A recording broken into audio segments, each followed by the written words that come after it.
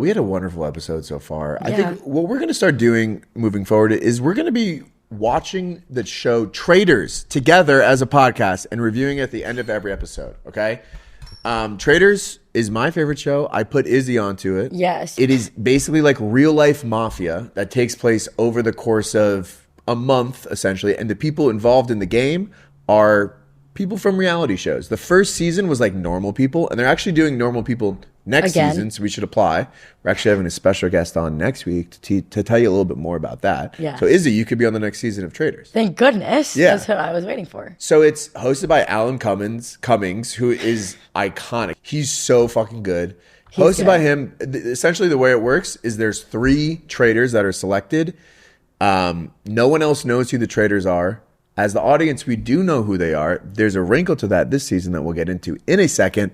Over the course of each episode, the faithfuls, who are the non-traitors, try to figure out who the traitors are without getting voted off of the show, right? And at the end of the show, they split the money that's remaining. So the most that they can split is $250,000, but that number goes up or down depending on how well they do in challenges, which I got to say are the worst part of the show. They're never fun.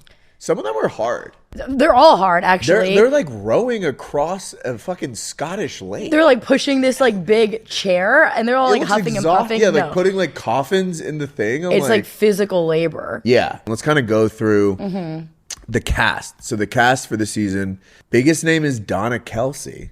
That's the biggest name? I actually think it kind of is. Honestly, yeah. It is. Right, yeah. Jason Kelsey and Travis Kelsey's mom.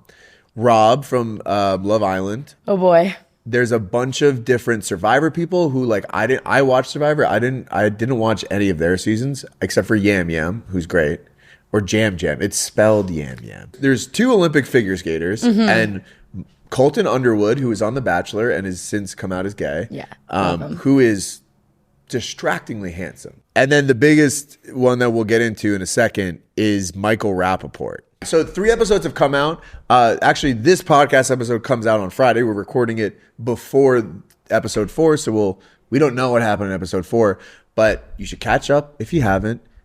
We're going to get into some spoilers now, okay? Yeah. So one wrinkle this season, there was a secret traitor that is not revealed to the audience, which I actually liked. As someone that's been consuming the show for a while, one of the things that people have been talking about is like, would the show be more fun if you didn't know who the traitors are? Yeah, when I started watching it, because I had never seen another season, I was like hoping they were going to tell us because I need to know. Yeah. But I like that it adds like a little bit of... It adds a little bit, yeah. So they basically, they all draw cards in episode 1, and we don't know who the traitor is going to be. It's later revealed at the end of episode 3 that it's Donna Kelsey, which I feel, I'm happy for her because like she got voted out. They sniffed up on it pretty quickly. If she hadn't been a secret traitor, it would have been like kind of embarrassing for her. Yeah, you know what I mean? I was convinced it was not her because I thought everyone was just being so mean to her. Like she was she was just like being dogged on because she looks sweet and she's been nice and she was shy.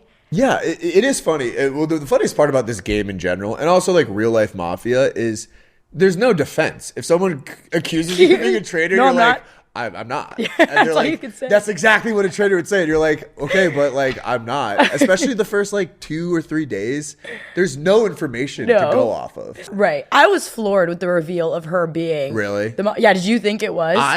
It seemed too obvious.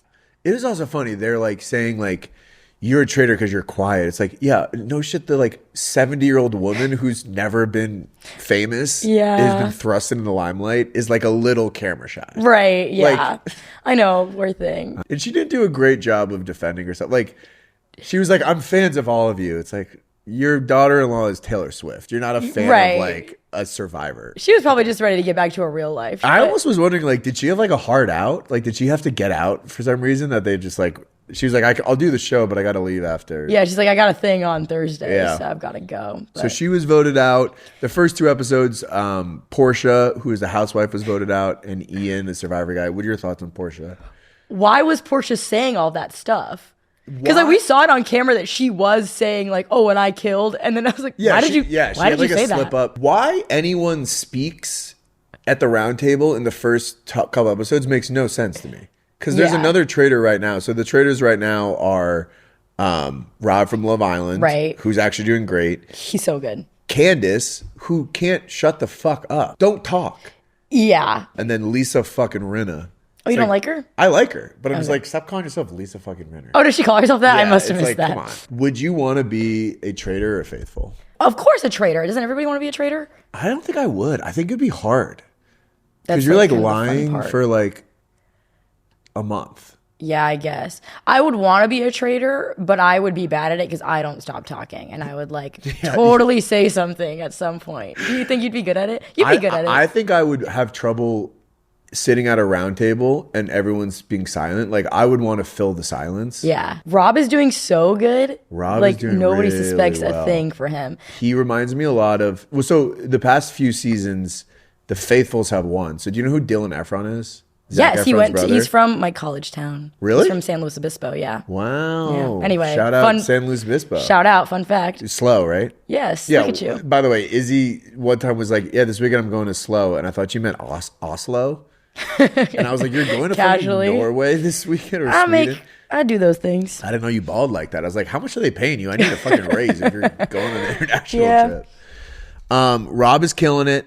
Yes. Okay. So what was I saying? In the past few seasons, the faithful have won. Dylan Efron won. This girl Gabby won. Do you know who that is? Yes, from The Bachelorette. Yeah. I also thought the girl who's the figure skater was Gabby for like the first 2 episodes. I thought the exact same thing. I was like, wait a second, is she back? Like, and I was like, she looks a little different. Yeah. And it's just not the same person. By the way, like the 2 figure skaters, like trying to be like, we want to underplay how close we are. Like they've commentated the Olympics together. It's like nobody's, and they're also like both figure skaters. So that one was a little bothersome to me. But I think the biggest story from the first few episodes is how fucking annoying Michael Rappaport is. Yeah.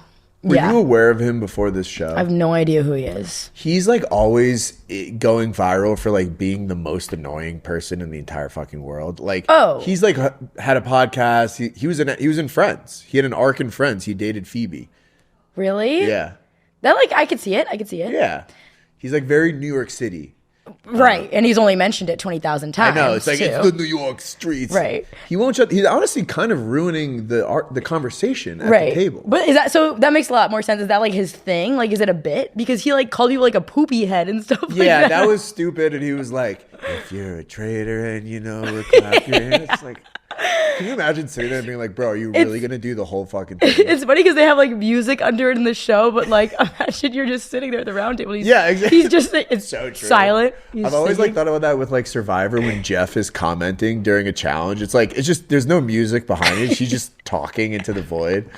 Yeah. And he's also like, this also pisses me off in Traitors when they're like, I would never be a traitor. I'm a fucking faithful, like, fuck the traitors. It's like, they didn't choose to be a traitor. Exactly. And it's also like, I think Michael specifically needs to realize, like, this is just a game. He's like acting like his life depends on finding who the traitors are. 100%. And he's like mad at the traitors. It's like, it's a moral failing. Right. It's like, bro, you easily could be a traitor and like, exactly. It's not your choice. Literally, it's like if you speak in the first 3 episodes, you're putting yourself at risk. Yeah. But then at the end of the show, a lot of times they're like, well, you've been awfully quiet this whole season. That's something a traitor would do. So I don't know. Yeah, do you root for the traitors or the faithful? The traitors. Well, I don't know what I would normally, but for this season, as a viewer, I really like who the traitors are. I like the 3 of them. I don't know them. Is hot. Well, yes, of course. That's a given. Hot take. And I don't know the other 2 ladies from before this, or barely anybody from before this, but I like their vibe so far. So I'm the housewives are always fun. I want them to win. In the previous seasons, the housewives have like banded together and like refused to vote each other out. So I think that's beautiful. Yeah, I think it is really beautiful. Other thoughts that you have about the show? Maura Higgins. I love her. She's like. Did you watch her Love Island season? No, I didn't actually, but. I like her. She's just like unproblematic. Yeah. And she has like no idea what's going on ever, I feel like too, 100%. which is kind of nice. And she's just there to have a good time. What is your prediction for the season? Here's what I think is going to happen. Candace is going to get caught. She's going to get voted out. Yep. Lisa and Rob are going to recruit Mara because she's just so, Yeah. like, nobody would ever guess it's her. Yeah. So I think it's a good take. Happen. What about you? What do you think? I also think Rob is going to win. Right.